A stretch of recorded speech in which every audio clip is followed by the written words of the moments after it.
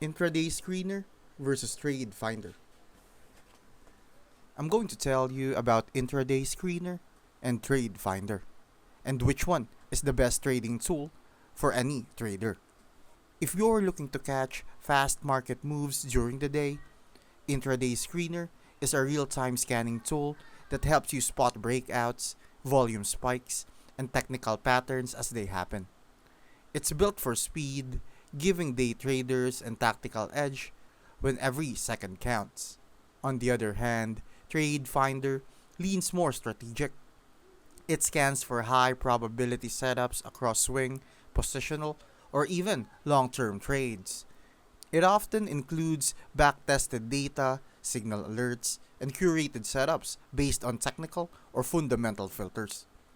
Intraday Screener is perfect for active traders glued to the charts all day, while TradeFinder is ideal for those who want structured insights without micromanaging every tick.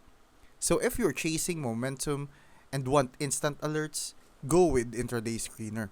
But if you prefer smarter trade ideas with less screen time, TradeFinder might just be better.